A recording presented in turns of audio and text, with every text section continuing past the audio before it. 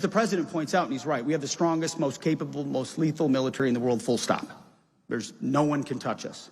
But if we're going to maintain that and put the best weapons, ships, and aircrafts and platforms in the hands of our men and women, we've got a lot of work to do, here in Indiana and across the country to get things on time and at scale. So when I think of rebuilding the military, we think of places like NSA Crane. Right here in Indiana, the third largest naval installation in the world. I can't lie. I mean, the first time I met with Senator Banks and he told me about Crane, I said, wait, the third largest naval institution in the world is in Indiana? Okay. But then when you add it all up and you look at the industry and you look at the history, it all makes sense. And then you look at the capability of what's produced here. Crane embodies the warrior ethos, committed to unwavering dedication and readiness in the face of any challenge. Over time, it's become a go-to, as he mentioned, on drone warfare and hypersonics and microelectronics, rapidly transitioning these innovations to the warfighter. We're going to need more places like Crane, and we're going to need them quickly. To achieve the historic rebuilding that President Trump has mandated us to undertake, we have to liberate our bureaucracy and fundamentally change the way we do acquisitions. Seated over here is Mike Duffy. He's the head of A&S, Acquisitions and Sustainment at the Department of War. And from the beginning, he and I have worked together. He and his team have taken the lead in saying, how do we fundamentally transform how we acquire and buy and develop weapon systems? And it manifests in a speech on Friday of last week at Fort McNair, where I spoke to military officers, defense industry executives, members of Congress, and others to announce those reforms. It's been a long time coming, actually. The last time there was a major acquisitions reform effort was Secretary Rumsfeld, and September 10th of 2001. Needless to say, many of those reform efforts were overtaken by the events that happened the very next day on 9/11. We're continuing in that lineage, undertaking a department-wide transformation of requirements, acquisitions, and foreign military sales. We're addressing a core function of what we do at the War Department, identifying what our warfighters need, how we buy those capabilities, and then how we share those capabilities with allies and partners, which in a contested world is becoming even more important. You know this. I don't have to tell you this. For far too long, our department's been bogged down by burdensome and inefficient processes, paralyzed by impossible risk thresholds and requirements, and distracted by agendas that have nothing to do with warfighting. And every dollar squandered on redundancy, bureaucracy, and waste is a dollar that could be used for something meaningful. So the objective is quite simple. Transform the entire acquisition system to operate at a wartime or warp speed footing to rapidly accelerate the fielding of capabilities and focus on results. The objective is rebuilding the arsenal of freedom. Rebuilding the arsenal of freedom. American industry and its innovative spirit are begging to be unleashed to solve our most complex and dangerous warfighting problems. By the way, this task of transformation will be a war of attrition. The Pentagon's going to fight back. The bureaucracy's going to fight back. The powerful primes will fight back. And it's our job every hour, every day, every week, every month with our team to return fire. Overwhelming fire, and say, no, this is how we're changing the paradigm. We're opening the aperture on speed, on competition, on scale, on commercial first, because the warfighters need it, and they need it now. Industry needs to perceive business with the Department of War from a perspective of growth and assume risk to partner with the United States. We're talking about transformation, not toothless reform, and we're talking about it fast. Because our adversaries are not sitting idly by, and their ambitions and intentions are clear. Now is the time. Here are the 5 overarching transformative pillars for our procurement process. First, we have to stabilize demand signals. We will award companies bigger, longer contracts for proven systems so those companies can be confident in investing more to grow the industrial base that supplies our weapons systems. More and faster. And that's good for big guys, small guys, and everything in between. More, faster. Second, we will prioritize the purchase of industry-driven solutions, commercial solutions, that meet our need to be faster, even if it doesn't meet every requirement. It means that we're open to buying the 85% solution and iterate together to achieve the 100% solution, because an 85% solution tomorrow is a lot better than 100%. Third, we will empower our program leaders with the control, expertise, and authority to direct program outcomes, move money, and quickly adjust the priority of required system performance to deliver on time and under budget. Fourth, we will inject urgency and excellence into the defense industrial base. We're only going to do business with industry partners that share our priority on speed and volume above all else, who are willing to surge American-made manufacturing at the speed of ingenuity to deliver rapidly and reliably for our warfighters. And then fifth, we're undertaking regulatory reform, removing excessive and burdensome FAR and DFARS rules, reporting requirements, accounting standards, excessive testing oversight, and excessively long studies and analysis. Some of the things that used to take us 3 to 8 years through requirements and acquisitions now should take under a year. And we're talking budget cycle speed. Anything that unnecessarily slows down government contracts will be eliminated. So the bottom line is these changes will move us from a current prime contractor-dominated system defined by limited competition, vendor lock, cost-plus contracts, stressed budgets, and frustrating protests, always a protest, to a future powered with a uniquely American ability to scale quickly. We're going to rebuild our defense industrial base into a new arsenal of freedom, which I know is with a uniquely American ability to scale quickly. We're going to rebuild our defense industrial base into a new arsenal of freedom, which I know is empowering firms that are ready to take risks, deliver on time, and innovate. So you've got the warrior ethos, rebuilding the military, and finally, of the 3 internal reforms at our department, reestablishing deterrence. You all know for far too long, especially under the Biden administration, the military looked woke and weak, and it invited aggression on the world stage. Under the Biden administration, our adversaries expanded in Eastern Europe, in Ukraine, in the Middle East, in what happened on October 7th, in Southeast Asia, and Central and South America.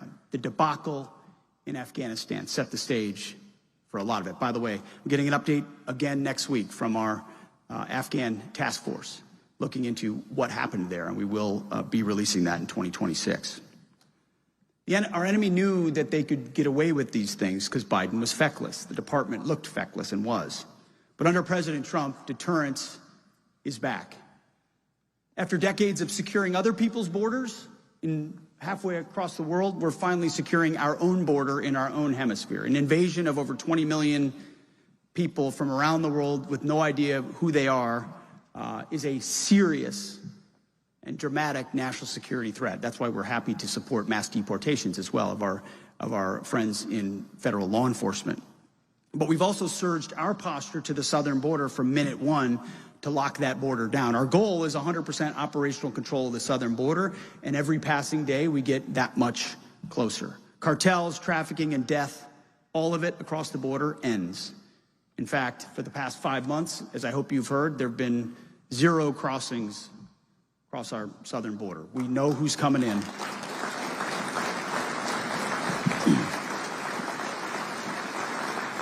Let me tell you, the morale of the troops down there, I've gone down there a number of times to meet with the troops, to be defending our own homeland, securing our own border in a real world context with real authorities to do so, partnering with Border Patrol and Mexican Border Patrol on the other side is motivating. Our men and women down there love what they're doing, and that's why we revived the 1918 Mexican Border Medal to pin on their chest when they're done with a 6-month tour down there securing the border. These are not guys, with binoculars who don't have actual authorities. These are, striker platoons with vehicles and optics able to come alongside Border Patrol and assist in arrest of those coming across our border and lock it down. And eventually, more funding will lead to more infrastructure, more border wall, which will require less of a footprint, but even the same amount of a lockdown. We're also taking the fight on the deterrence front to cartels.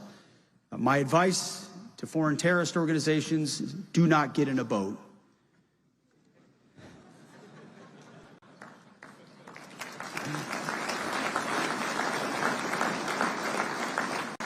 I mean, if you're trafficking drugs to poison the American people, and we know you're from a designated terrorist organization, you're a foreign terrorist and a trafficker, we will find you and we will kill you.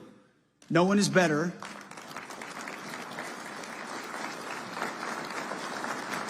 No one is better at tracking and networking and mapping and hunting than the American military.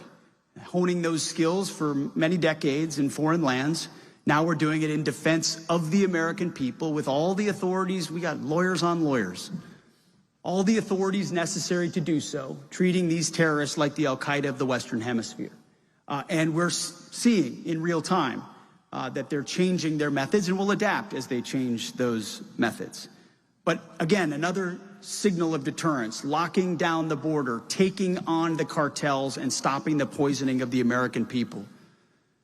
A great example as well is Operation Midnight Hammer.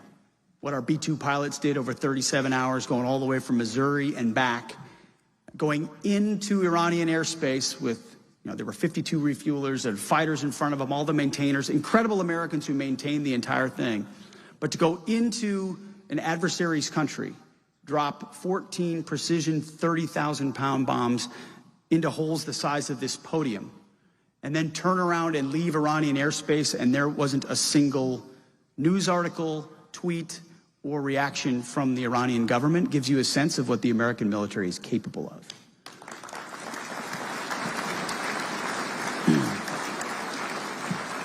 No, it was one of my favorite moments when we're in the Situation Room and we realized the bombers are out of Iranian airspace and all the targets have been hit successfully, and the president realizes that he gets to announce it before the world finds out, and he just turned to his assistant, we're all there, he goes, "Get me my phone."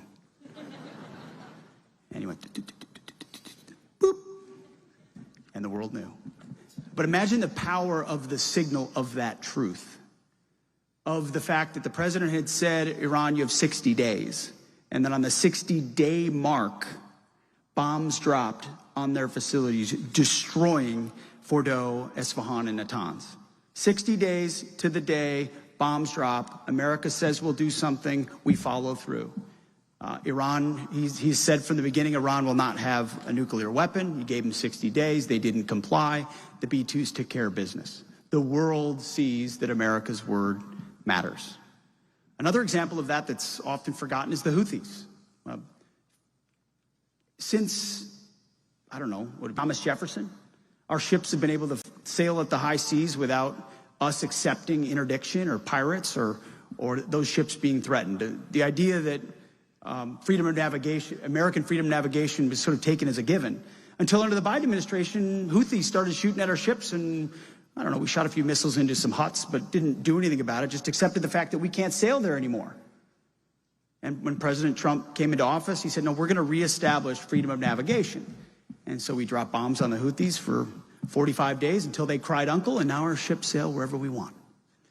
That is a reestablishment of deterrence, that you do not tangle with the United States Navy or Air Force or our people. And if you do, you will get the vengeance of the United States military until we get our way and our ships sail freely. All of these things are reestablishments of deterrence that had to be done given the backsliding of what occurred during the Biden administration. Now, we're also reestablishing deterrence, as the Senator mentioned, in the Indo-Pacific and around the world. We're supporting allies and partners out there as force multipliers to strengthen their own capabilities. In March, I took my first trip to the Indo-Pacific as Secretary and the first trip to Guam in 20 years from a Secretary of Defense or Secretary of War. I traveled to the Philippines, to Korea, to Japan, to Singapore, to Vietnam, to Malaysia. We are deterring China's influence around the world, not to mention the Panama Canal, where we're freeing that canal from malign Chinese influence, ensuring that American ships can sail freely. We're also increasing the burden sharing of our allies. I think a huge signature of what the Trump administration, what President Trump's been able to do in his first term and the second term is reawakening NATO to their actual mission. You're not an alliance if you don't have capabilities. And if you're not willing to spend on your own militaries and you're dependent on the United States, you're not actually able to step up when an adversary threatens you. Yes, Ukraine was a wake-up call for Europe, but more significantly, it was President Trump saying, you need to pay up. It's not enough just a free ride on us. I mean, what happened in June from President Trump in NATO members committing to 5%, 3.5% of hard military spending and 1.5% in infrastructure is historic. If America's going to have to take the primary burden of what happens in the Indo-Pacific and deterring China, then Europe needs to be prepared to step up in its own continent and ensure that forces like Russia or others are checked properly. It's common sense. You can't be everywhere.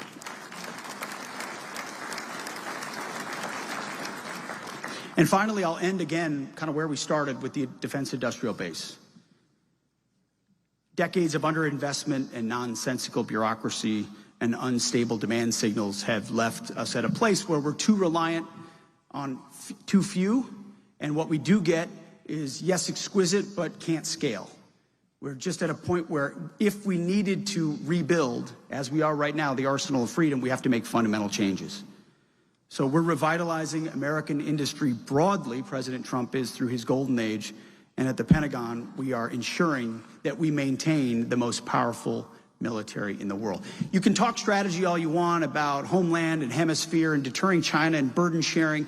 That's all briefs nicely on a white paper, but if you can't actually build the things you need to underwrite it, it's all an academic exercise. And that's why defense industrial base has been a top priority of ours from day one.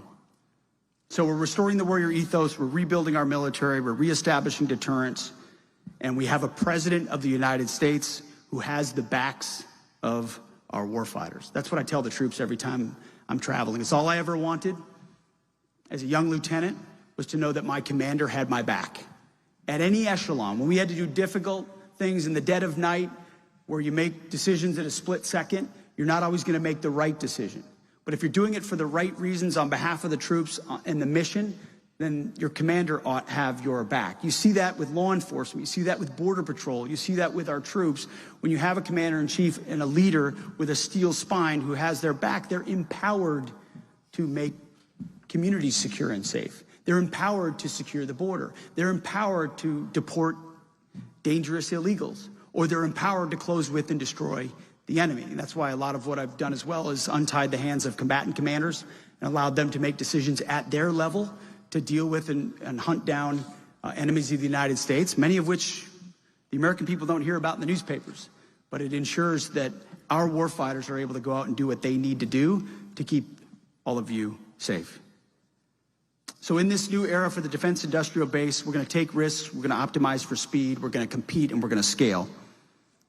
For the firms used to the old way, who refuse to take risks and innovate, we wish them well in their future outside of the Pentagon.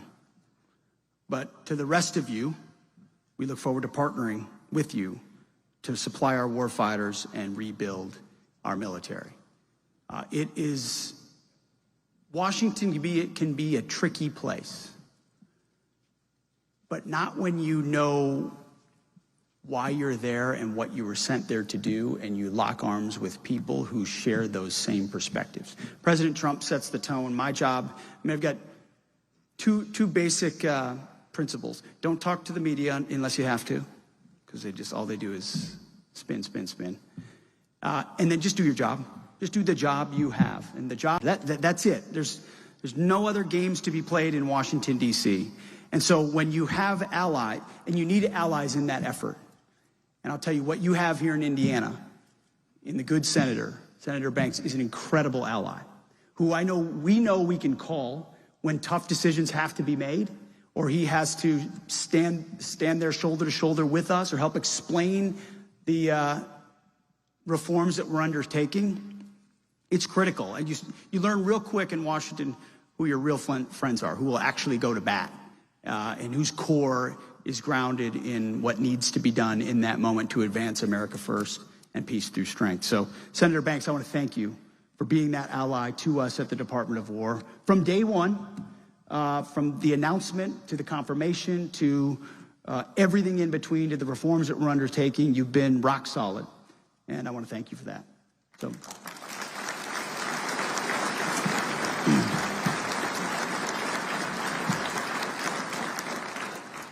So thanks there's so many defense executives out here who make exquisite and important things that we utilize. Thank you for what you're doing. This ought to be a golden age for you as well. We want you to run, and we want you to run fast. We need you. We will be the most powerful force in the world 5, 10, 15, 20, 25 years from now because we have no other alternative. There's no one else to call. You've all been around the world and back, and so have I. It's only America, it's only our arsenal of freedom, it's only our military that's going to ensure that the 21st century is a free century and that peace is maintained for the American citizens. It's only us. Now's our time to step up, and I'm honored to do my small part. Thank you very much.